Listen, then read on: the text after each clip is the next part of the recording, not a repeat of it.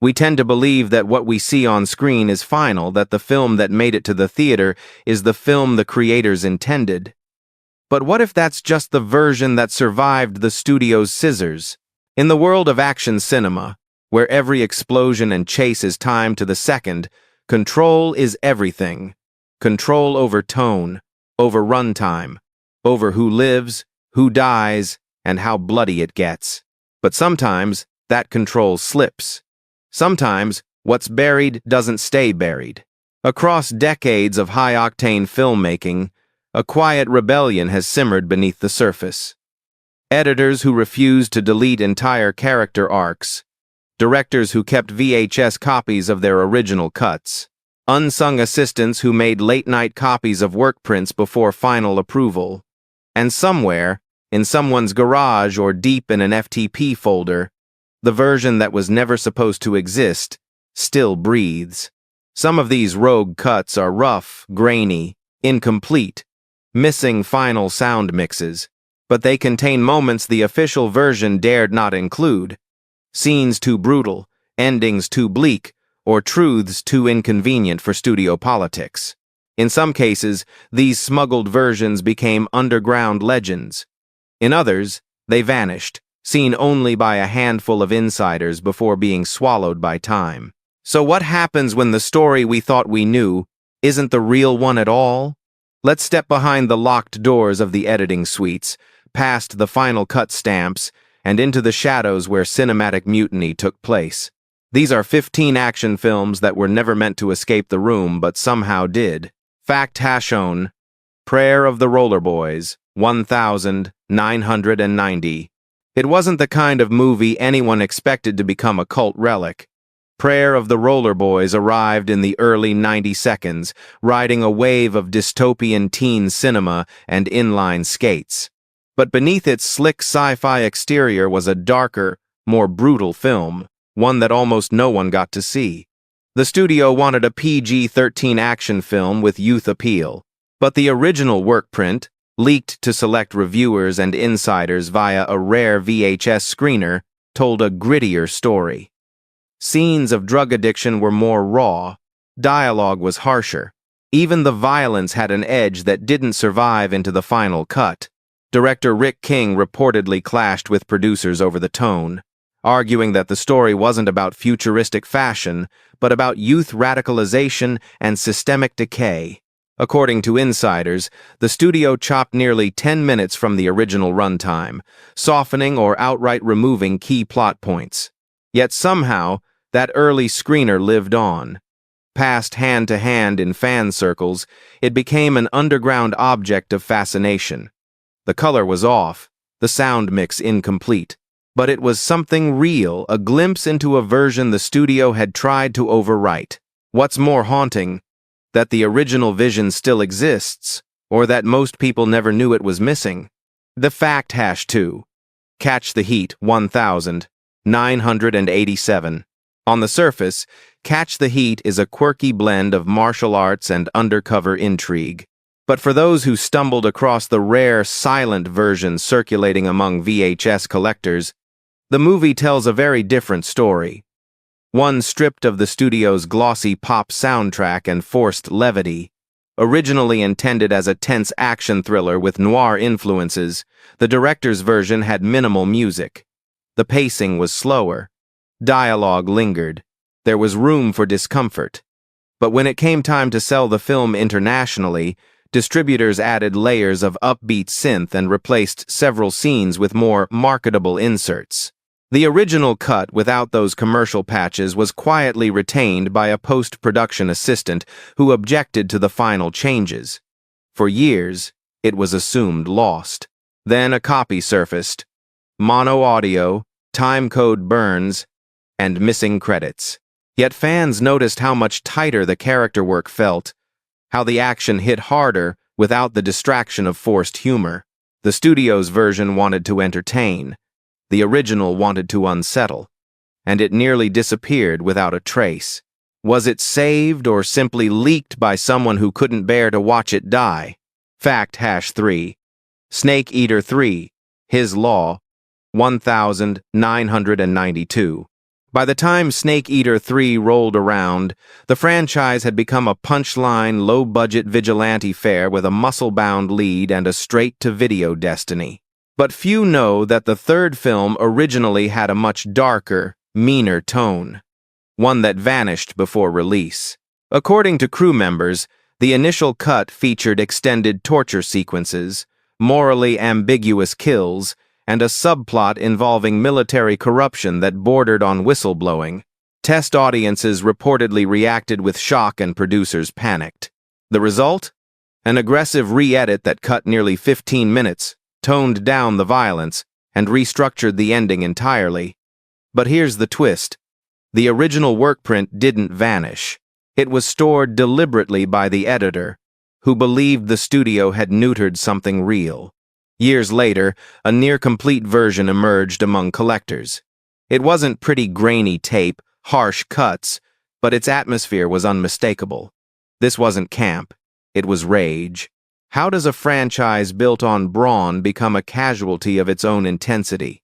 #4 Steel and Lace 1991. When Steel and Lace hit video store shelves in the early 90s, it looked like just another revenge flick wrapped in sci-fi gloss. A woman brought back as a cyborg to avenge her assault? It was exploitation cinema 101. But what audiences saw was a sanitized shell because the version the director intended never made it to market. Director Ernest D. Farino envisioned a film that blurred sympathy and horror. The original edit focused heavily on the trauma of the central character, using flashbacks, longer silences, and even moments of psychological surrealism. But when producers viewed the first cut, they reportedly balked at the tone, calling it too slow, too weird, and not sexy enough. Farino refused to recut it. Within weeks, he was off the project. A new editor was brought in, the film was restructured, dialogue overdubbed, and scenes removed or rearranged to highlight nudity and action over mood and character. But before his removal, Farino kept a personal VHS copy of his director's cut. It never aired, never saw a theatrical run. Only a handful of trusted friends claimed to have seen it, calling it melancholy, disturbing, and completely different. A version that humanized its violence was quietly replaced by one that exploited it. And no one outside the room was supposed to know. Did the director lose control, or was it stolen from him? Fa Kotsing Hawu, Excessive Force, 1993. In the realm of direct-to-video action films, Excessive Force was meant to be a throwaway title, but it came with a secret.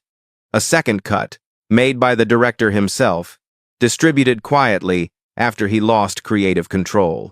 Starring Thomas Ian Griffith, the film followed a cop pushed beyond the edge, a setup ripe for moral ambiguity.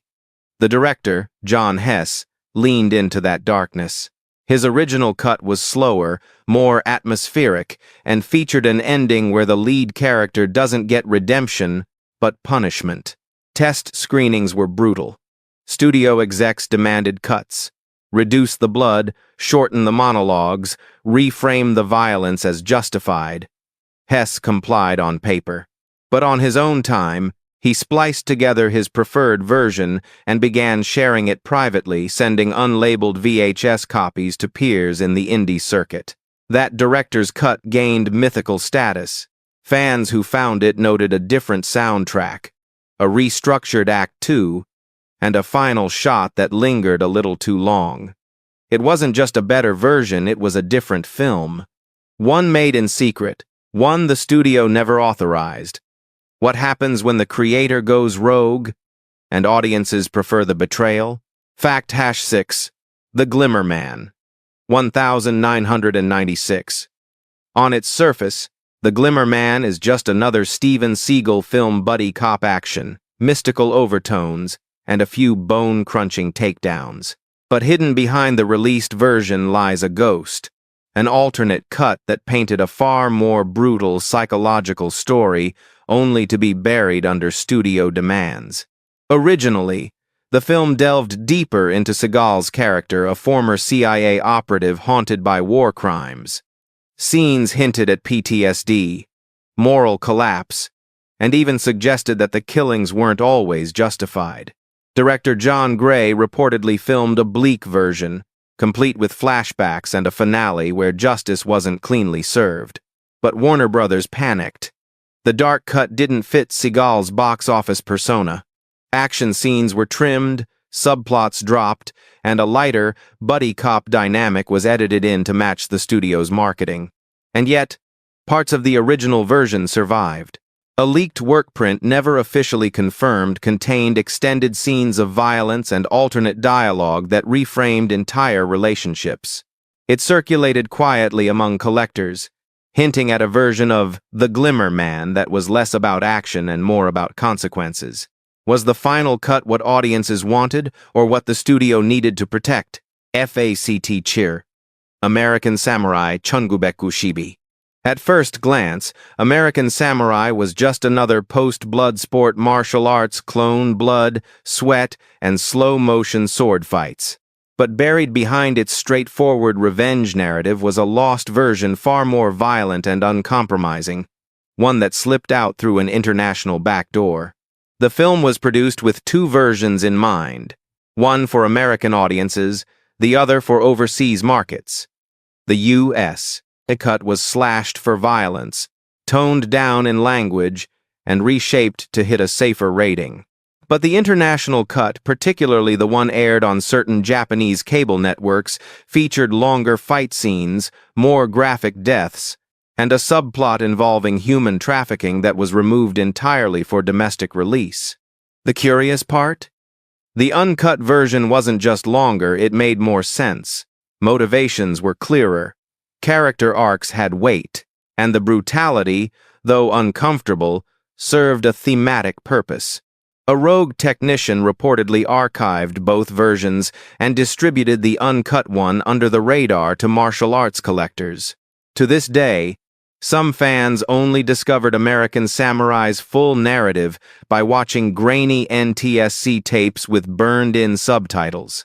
Two versions of the same film, one that obeyed the rules, one that didn't. Which one should be considered canon?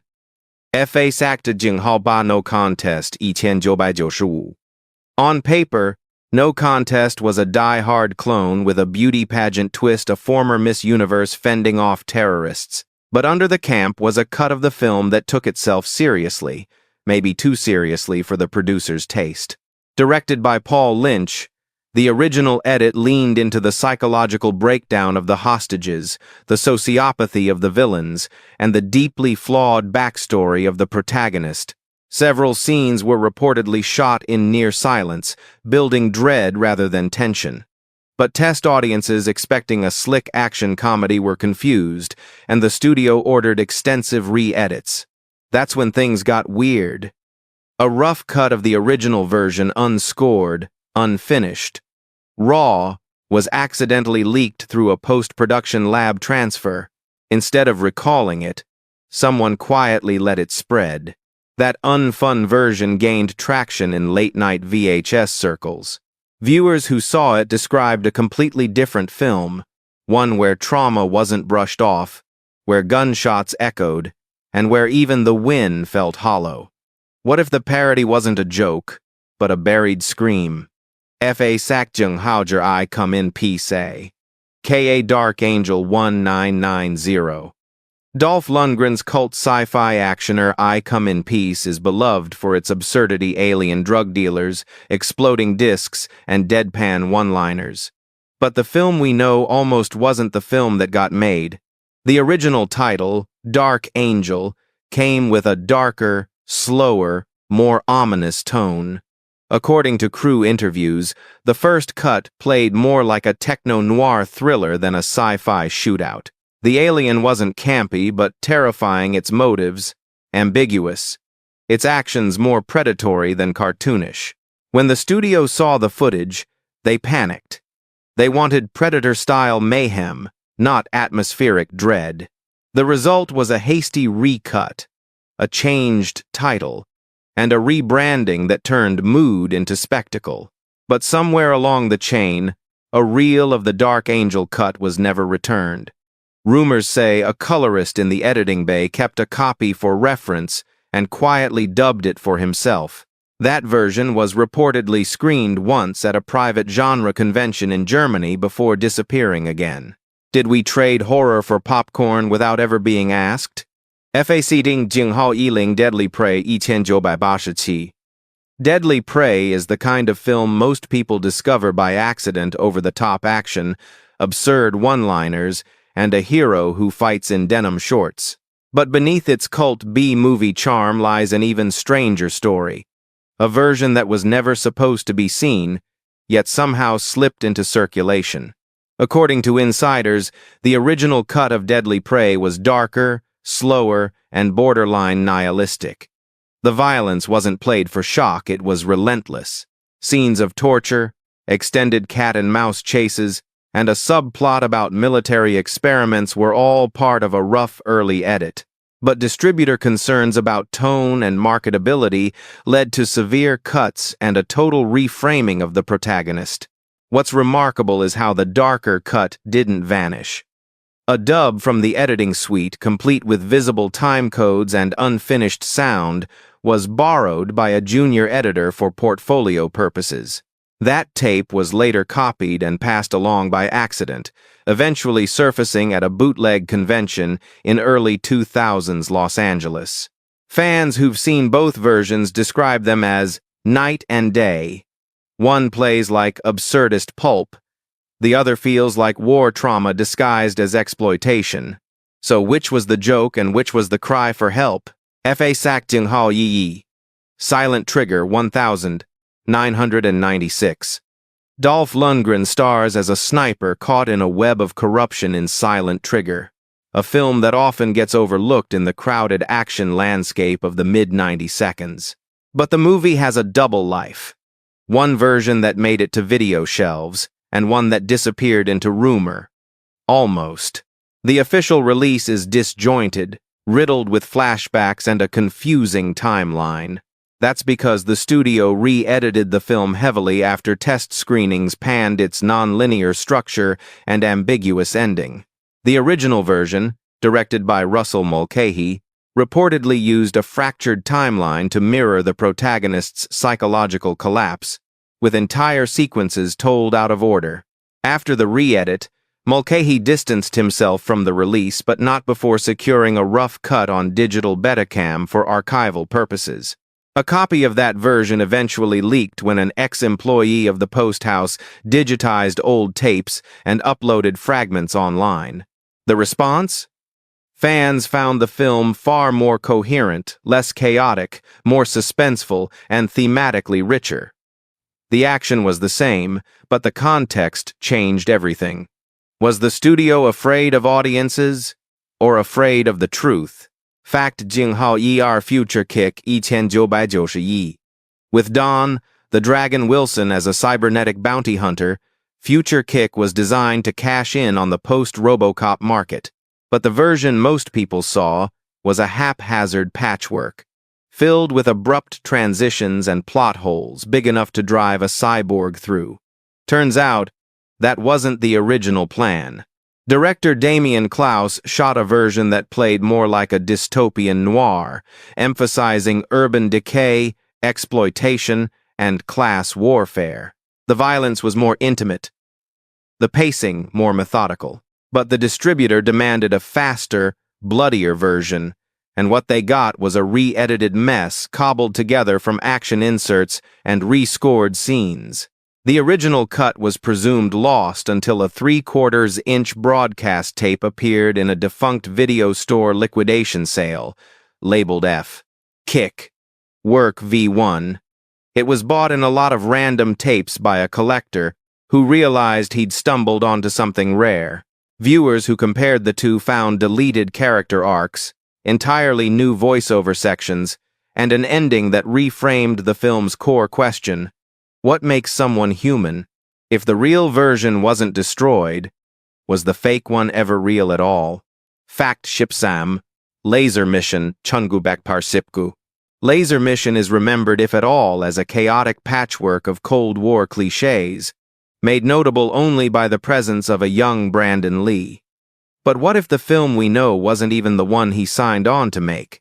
Early production notes and leaked call sheets suggest that the original script for Laser Mission leaned heavily into espionage drama, with fewer jokes and a more grounded tone. According to crew reports, Brandon Lee filmed several extended dialogue scenes questioning U.S. motives, moral compromise, and the limits of violence. But after poor feedback from early buyers at the film market, the producers opted for drastic changes. Action scenes were recut to appear faster, plot points were dropped entirely, and comedic voiceovers were added in post without Lee's knowledge. A more serious film was turned into a campy action oddity. Years later, a German distributor mistakenly aired a cut missing these voiceovers closer to the original tone, though still incomplete. Fans noticed immediately. Brandon Lee's performance felt subtler, more tragic. The pacing shifted. The stakes actually mattered. A cheap tape, a fluke broadcast, a glimpse of a better film. How many of Lee's real choices were edited out before the world ever saw them? Most have never heard of Savage Justice, a revenge tale shot in the Philippines, released direct-to-video, and mostly forgotten. But within niche circles, it's infamous not for what it is, but for what it was supposed to be.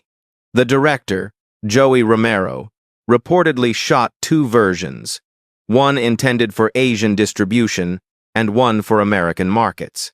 The Asian cut was longer, bloodier, and featured a subplot about foreign occupation and resistance that added political weight to the revenge narrative. But when U.S. distributors saw the footage, they demanded the politics be stripped. Characters were renamed. Scenes of civilian uprisings were cut. In their place, stock explosion footage, reused music cues, and a tamer edit focused purely on the lead's vengeance. The original cut was assumed lost until a battered Betamax tape surfaced at a flea market in Cebu. It bore the original title in Tagalog and featured missing scenes never dubbed in English. Suddenly, the film wasn't just about revenge, it was about imperial trauma, and the hero wasn't a lone wolf, but part of something larger, angrier, and far less marketable. Who decides which stories get told and which get erased? Fact on 5. Men of War 1994. Dolph Lundgren returns once again, this time in Men of War, a surprisingly thoughtful action film about mercenaries confronting the ethics of violence. But even this film wasn't spared from studio interference. Written by Oscar nominee John Sayles, the original cut was reportedly character-driven and meditative, with long scenes of moral debate, cultural tension, and existential doubt. But New Image, known for quick-sell action flicks, demanded something more commercial.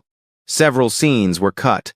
Others were overdubbed to add quips and remove ambiguity. Director Perry Lang was devastated, but someone on the sound mixing team wasn't. That person kept a backup of the pre-dubbed audio reels and spliced together a rough reconstruction of the original film using early test footage and ADR tracks. That version circulated quietly in academic circles, studying Sales's work, with viewers calling it a war film disguised as genre pulp. It wasn't perfect, but it was powerful. Two versions. One full of noise. One full of silence. Which one told the truth? Bonus fact: The Order, 2001. This one didn't make the top 15, but it might just be the strangest of all. The Order, starring Jean-Claude Van Damme, was dismissed as a messy, globe-trotting thriller that couldn't decide what it wanted to be. Most blamed the scattered plot and awkward pacing on a bad script, but insiders point to something else entirely. A lost cut that never saw daylight, and one that might explain everything. According to leaked production notes, the original version of The Order was far more metaphysical than the final product. It leaned into religious conspiracies, themes of reincarnation, and a protagonist who wasn't just running from assassins but from destiny itself. Entire scenes involving philosophical dialogue, coded manuscripts, and an alternate third act in a desert monastery were reportedly filmed, then buried. Van Damme himself, who also co-wrote the script, allegedly clashed with producers over how esoteric the tone had become. After tensions boiled over, the studio recut the film without his input, removing nearly 25 minutes and injecting more action sequences using outtakes and recycled footage. But here's where it gets bizarre. An alternate workprint surfaced in the early 2000s through an Israeli distributor's screener catalog. It vanished almost as quickly, but not before a few reviewers claimed they'd seen a version of The Order that felt like The Ninth Gate, with roundhouse kicks. What happens when a film asks big questions, and the studio answers with silence? How many versions of the truth are still out there, stored on forgotten reels, mislabeled tapes, or buried in someone's attic? These films remind us that cinema isn't just what's projected, it's also what's hidden, cut, or smuggled out before someone could say no. Now we want to hear from you. Have you ever watched a version of a film that felt wrong? Which of these rogue edits would you want to see fully restored? Let us know in the comments, because sometimes the version that survived isn't the one that deserved to.